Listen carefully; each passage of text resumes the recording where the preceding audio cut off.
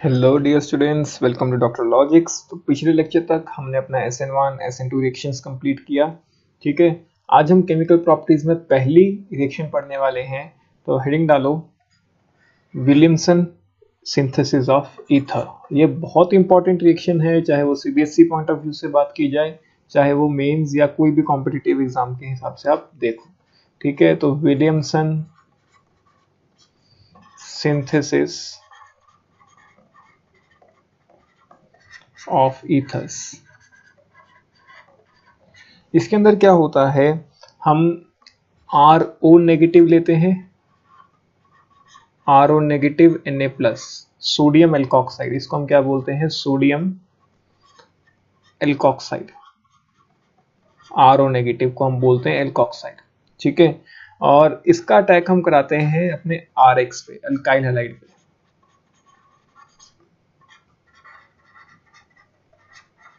ठीक है, अब जो अल्काइल हैलाइड है उसमें R कैसा होगा, पार्शियल पॉजिटिव, और X कैसा होगा, पार्शियल नेगेटिव। तो ये जो O है ये R के ऊपर अटैक करेगा एज ए न्यूक्लियोफाइल और X को बाहर निकाल देगा। ठीक है, और ये जो रिएक्शन कैरी आउट की जाती है ये पोलर एप्रोटिक सॉल्वेंट में कैरी आउट की जाती है। For example dry ether, dry ether, और ये SN2 पाथवे से चलती है क्योंकि पोलर एप्रोटिक सॉल्वेंट है। अब तो समझ आ गया कि जब भी पोलर एप्रोटिक सॉल्वेंट आएगा तो कौन सी रिएक्शन होनी है, SN2 रिएक्शन होनी है। तो देखो ये O नेगेटिव R से जुड़ गया, तो RO नेगेटिव था वो जाके R से जुड़ गया। ठीक है, और X नेगेटिव को बाहर निकाल दिया, तो ये क्या बना, हमारा ईथर बना। ठीक है, और X नेगेटिव बाहर चला गया। तो this method is used for preparation of ethers using alkoxide ion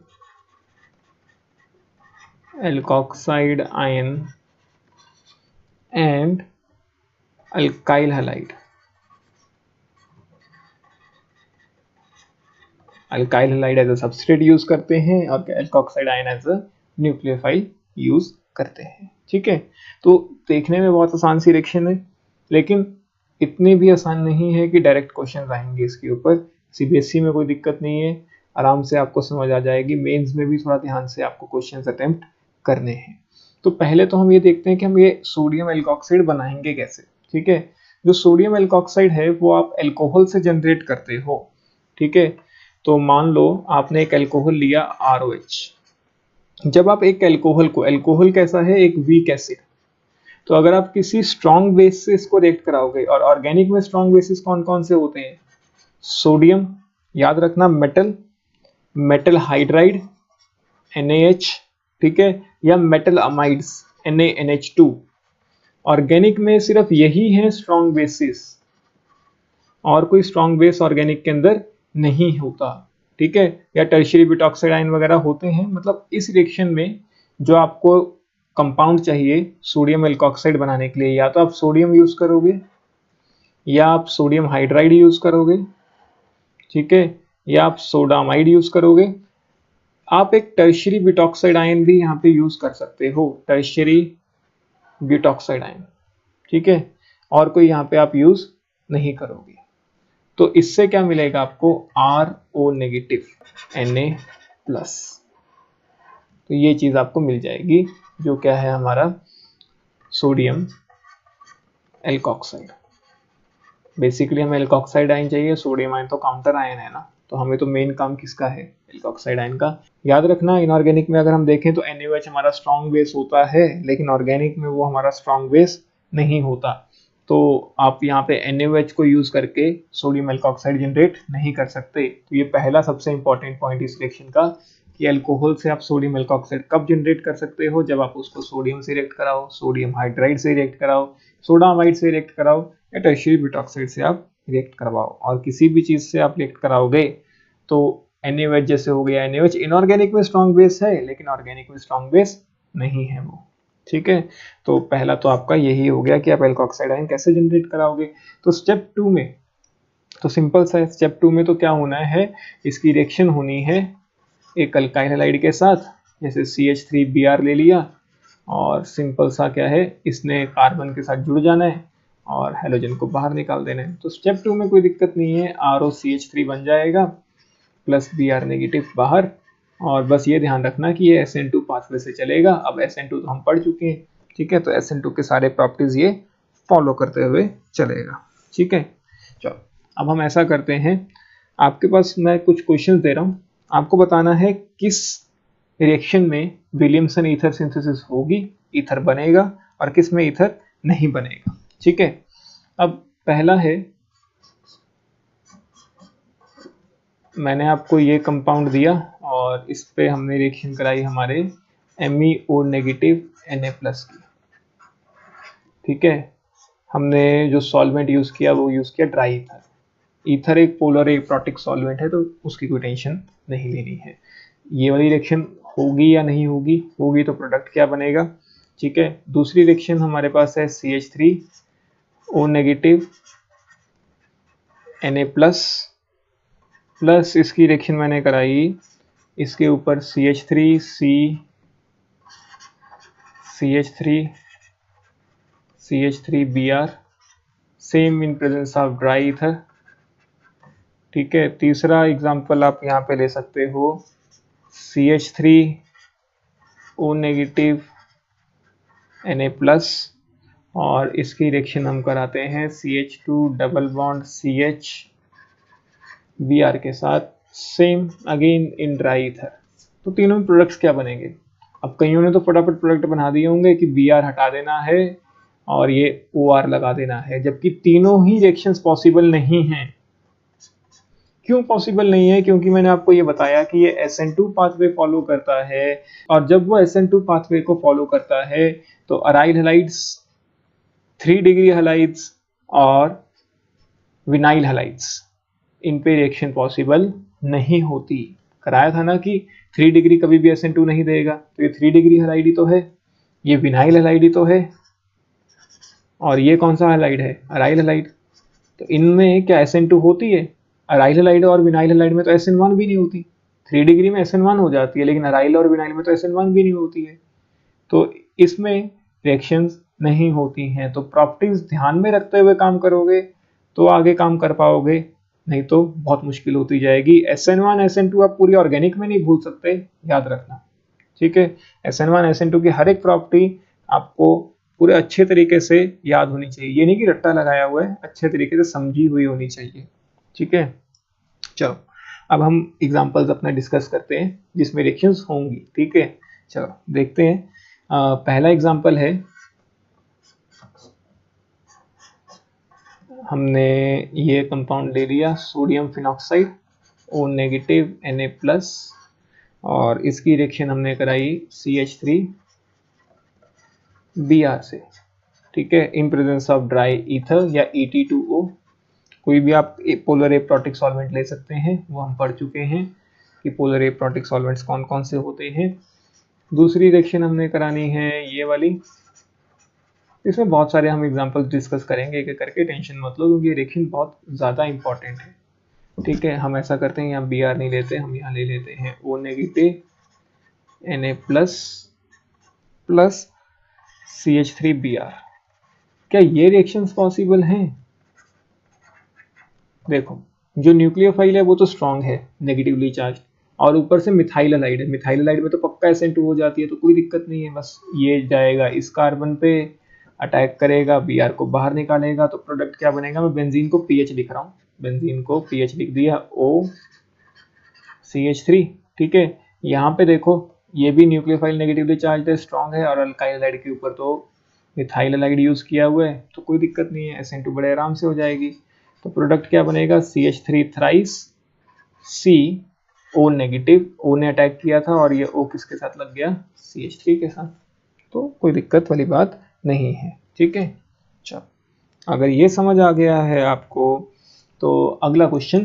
ठीक है, ये क्वेश्चन भी इंपॉर्टेंट है और NCERT में भी आपको ऐसा क्वेश्चन देखने को मिलेगा। तो आपको ईथर्स सिंथेसाइज करने हैं, आपको रिएक्टेंट्स बताने हैं, ठीक है। क्वेश्चन आप लिख लोगे, predict the reactants using which we can synthesise the following ethers using Williamson ether synthesis, ठीक है। तो अब मैं आपको प्रोडक्ट्स बता रहा हूँ जो मुझे सिंथेसाइज करना है यूजिंग विलियमसन ईथर सिंथेसिस, आपको रिएक्टेंट्स बताने हैं, ठीक है। एक ये है और एक हम कर लेते हैं CH3O CH3 ठीक है, और एक हम ले लेते हैं CH3O C एमीथ्राइस, ठीक है।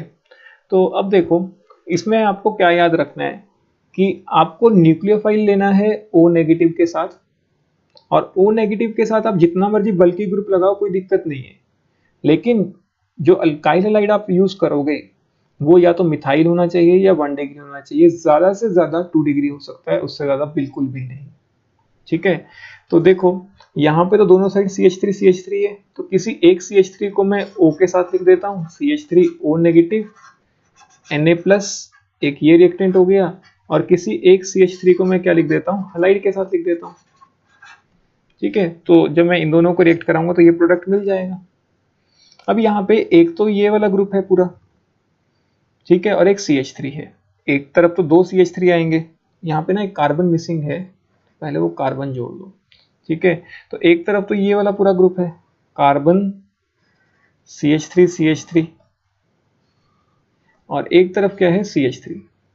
तो CH3 को मैं हेलोजन के साथ ले जाता हूँ क्योंकि वो मिथाइल हैलाइड बन जाएगा, और मिथाइल हैलाइड पे बड़े आराम से SN2 हो जाती है, और इसको मैं ऑक्सीजन के साथ रख लेता हूँ, मतलब न्यूक्लियोफाइल में ये ले लेता हूँ O नेगेटिव Na+, इस ऑक्सीजन के साथ मैंने बड़े वाला ग्रुप रख लिया। तो बड़े वाला ग्रुप आप ऑक्सीजन के साथ रखो कोई दिक्कत नहीं है, लेकिन वो अल्काइल हैलाइड के साथ ज्यादा बड़े वाला ग्रुप आप नहीं यूज कर सकते, क्योंकि वहां पे फिर SN2 के कारण हिंड्रेंस ज्यादा हो जाएगी और SN2 कम हो जाएगी, ठीक है। तो अब यहाँ पे देखो CMa3, ये तो 3 डिग्री है, 3 डिग्री पे तो अगर मैंने अल्काइल हैलाइड बना दी है इसका, SN2 हो ही नहीं सकती, तो इसको तो मैं ऑक्सीजन के साथ ले चलता हूँ। तो O नेगेटिव Na+, CMe3, ठीक है, और जो अल्काइल हैलाइड है वो मैं यूज कर लेता हूँ अपना CH3Br, ठीक है। अल्काइल हैलाइड छोटे से छोटा रखो, कोशिश करो कि मिथाइल हैलाइड या 1 डिग्री ही हो, 2 डिग्री तक जाए तो कोई दिक्कत नहीं है, हो जाएगी 2 डिग्री में भी, लेकिन कम चांसेस हो जाते हैं। न्यूक्लियोफाइल जितना मर्जी बड़ा हो उसमें कोई दिक्कत आपको नहीं आएगी, ठीक है। अब कुछ और इसी तरह से मैं आपको रिएक्टेंट्स देता हूँ, आपको वो सिंथेसाइज करने हैं, और आपको बताना है कि अगर आप सिंथेसाइज कर पाओगे तो कैसे, कौन कौन से रिएक्टेंट्स लेके, नहीं कर पाओगे तो सिंपल कि नो रिएक्शन, नहीं हम इसको सिंथेसाइज नहीं कर पाएंगे, ठीक है। तो अगला है CH3O, ये बेंजीन, ठीक है। एक ये आपको सिंथेसाइज करना है। अगला जो चीज आपको सिंथेसाइज करनी है, बेंजीन को मैं पीएच ही लिख देता हूँ, PHOPH। इसके बाद CH3 CH2O CH3 and CH3, ठीक है। उसके अगला जो आप कंपाउंड लेंगे वो करना है CH3 CH2O CH double bond CH2, ठीक है। तो शुरू करते हैं। देखो अब देखो, मैं बेंजीन के ऊपर हलाइड नहीं लगा सकता, क्योंकि अगर मैंने बेंजीन के ऊपर हलाइड लगाया तो वो अराइल हलाइड बन जाएगा, और अराइल हलाइड पे SN2 नहीं होती, तो मुझे हलाइड तो CH3 पे लगाना पड़ेगा, मतलब जो मेरा अल्काइल हलाइड है वो बनेगा CH3Br। आप यहाँ क्लोरीन भी ले सकते हो और आयोडीन भी ले सकते हो, कोई दिक्कत वाली बात नहीं है। और जो मेरा न्यूक्लियोफाइल बनेगा वो मुझे बेंजीन के साथ लेके जाना पड़ेगा, OPH। क्लियर हो गया? तो SN2 वाले पॉइंट्स बहुत काम आएंगे आपके। अब यहाँ पे देखो दोनों साइड ही पीएच है, अगर मैं एक पीएच को ऑक्सीजन के साथ ले भी जाता हूं तब भी मुझे दूसरे वाले को तो किसके साथ लगाना पड़ेगा, Br के साथ। और अगर मैंने ऐसा कर दिया तो रिएक्शन नहीं होगी, मतलब इस प्रोडक्ट को मैं विलियमसन ईथर से सिंथेसाइज नहीं कर पाऊंगा। क्यों नहीं कर पाऊंगा? मुझे PHBr लेना ही पड़ेगा, और PHBr मतलब अराइल हैलाइड, इसके ऊपर SN2 नहीं हो सकती, इसीलिए मैं ये सिंथेसिस नहीं कैरी आउट कर पाऊंगा यूजिंग विलियमसन ईथर सिंथेसिस। अब यहाँ पे देखो, एक अल्काइल ग्रुप ये है और एक ये बड़े वाला, तो बड़े वाले को मैं ऑक्सीजन के साथ रखता हूँ, CH3 और इधर भी CH3, इसको मैं ऑक्सीजन के साथ रखता हूँ और इसका अटैक मैं कराऊंगा अपने छोटे वाले अल्काइल ग्रुप के साथ, तो इसको मैं ब्रोमीन के साथ रख लेता हूँ, बड़े आराम से ईथर बन जाएगा। अब इसमें देखो, ये है और एक ये है, देखने में लगता है कि दोनों दो दो कार्बन है तो जैसे मर्जी कर लो, लेकिन ऐसा नहीं है। अगर आप इस डबल बॉन्डेड कार्बन के साथ हैलोजन लगा दोगे तो वो तो विनाइल हैलाइड बन जाएगा, विनाइल हैलाइड पे SN2 नहीं होती, तो मतलब डबल बॉन्डेड वाला जो आपका पार्ट है वो न्यूक्लियोफाइल की तरह बिहेव करना चाहिए, तो मतलब इसको ऑक्सीजन के साथ ले जाओ, और जो अल्काइल हैलाइड है वो बनेगा CH3 CH2Br। अगर आप ये रिएक्शन कराओगे तब जाके प्रोडक्ट बनेगा। होपफुली आपको समझ आ गया होगा, ठीक है। अगर नहीं समझ आया है तो एक बार वीडियो को दोबारा से रिवाइंड करो, या पहले SN1 SN2 वाला टॉपिक जरूर देख लो, उसके बाद इसको प्रैक्टिस करो, ठीक है। चलो अगली रिएक्शन हम डिस्कस करते हैं। अगली रिएक्शन है हमारी reaction of alkyl halide with KCN and AgCN, ठीक है। Reaction of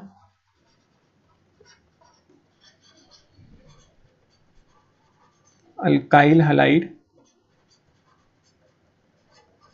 with KCN and AgCN। देखो, अब हमने क्या किया, कोई भी अल्काइल हैलाइड लिया अपना, अल्काइल हैलाइड SN2 रेडी होना चाहिए, ठीक है, SN2 रेडी, मतलब ऐसा अल्काइल हैलाइड होना चाहिए जो SN2 रिएक्शन शो करे। तो अगर हम इसको KCN से रिएक्ट कराते हैं, KCN की जगह आप NaCN भी यूज कर सकते हो, कोई दिक्कत वाली बात नहीं है, ठीक है। KCN या NaCN हम यूज करते हैं तो दोनों से ही हमें क्या मिलने वाला है, साइनाइड आयन, और cyanide ion is a strong nucleophile, तो वो R के ऊपर अटैक करेगा क्योंकि R के ऊपर पार्शियल पॉजिटिव है, और यहाँ से X को बाहर निकाल दिया जाएगा, ठीक है। तो प्रोडक्ट क्या मिलेगा, RCN, नाइट्राइल्स, इसको हम क्या बोलते हैं, नाइट्राइल्स, ठीक है। तो प्रोडक्ट हमारे पास क्या मिलेगा, नाइट्राइल्स, या इसको हम बोलते हैं अल्काइल साइनाइड्स, अल्काइल साइनाइड्स, ठीक है। और बाय प्रोडक्ट इसके साथ आपको मिल जाएगा KX। कोई डाउट, क्लियर हो गया। लेकिन हमने +1 में भी पढ़ा है, ये बहुत इंपॉर्टेंट है, अगर हम यूज करते हैं AgCN सिल्वर के साथ, NaCN KCN यूज करोगे तो CN नेगेटिव मिलेगा, कार्बन के ऊपर नेगेटिव चार्ज है तो वो R के ऊपर अटैक करेगा और X को बाहर निकाल देगा। अगर आप AgCN लेते हो तो आपको मिलता है आइसोसाइनाइड्स, NC, RNC, आइसोसाइनाइड्स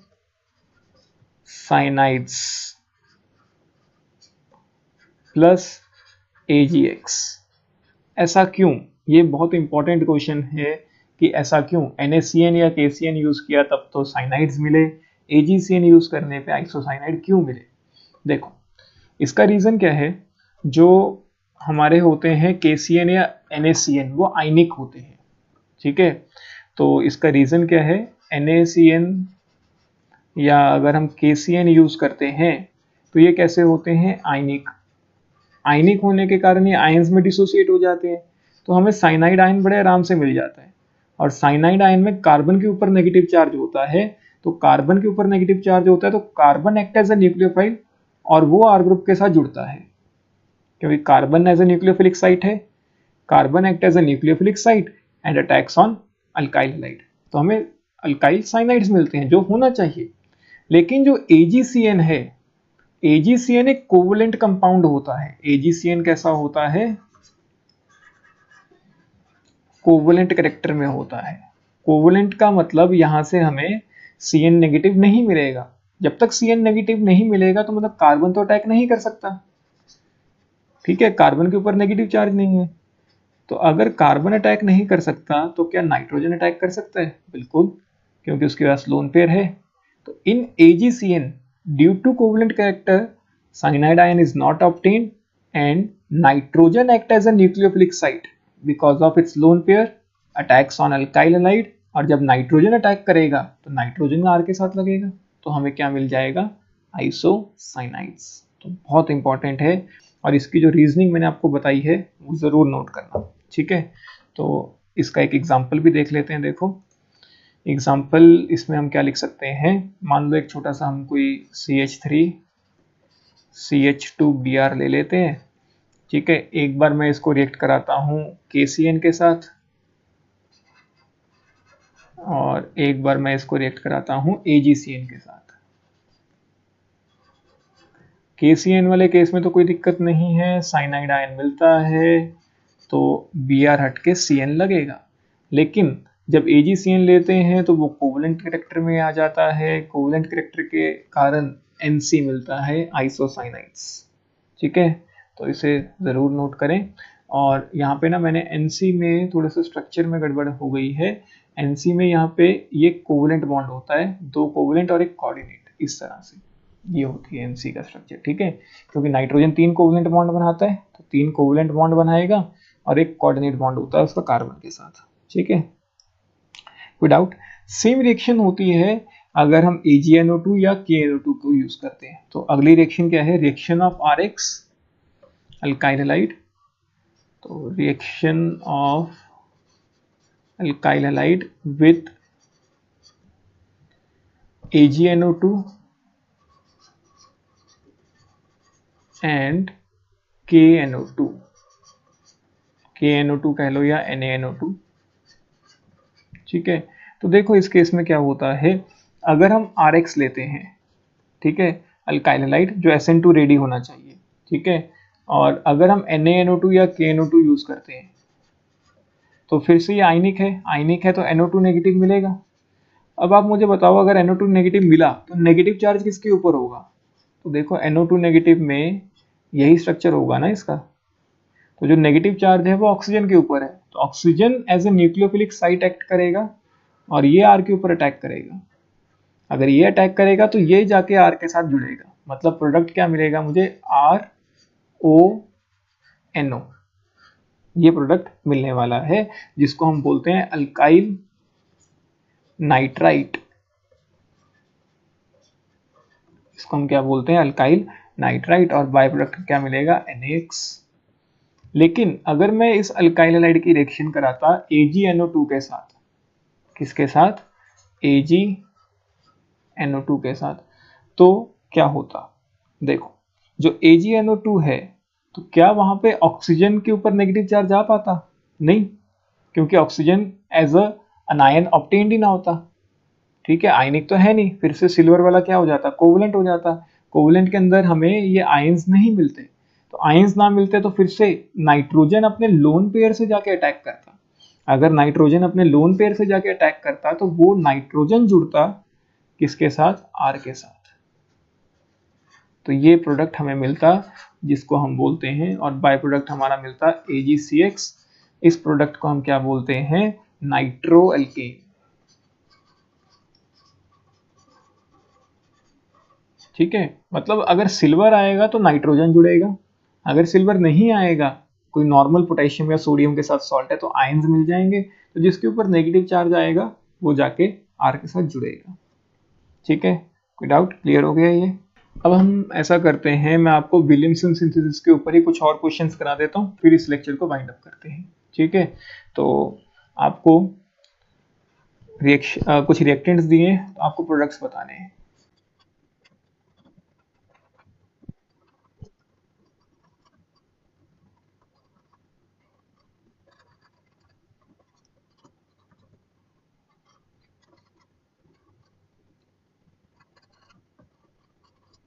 चलो ये दो रिएक्शंस हैं, इन्हें फटाफट कंप्लीट करो।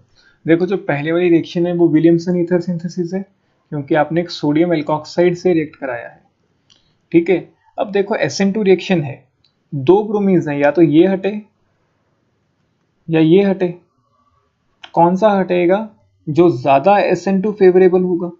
अब ये वाला जो ब्रोमीन है ये एक 2 डिग्री कार्बन से जुड़ा है, जबकि ये वाला ब्रोमीन किससे जुड़ा है, 3 डिग्री से। 3 डिग्री में हिंड्रेंस ज़्यादा होती है तो 2 डिग्री में हिंड्रेंस कम होगी।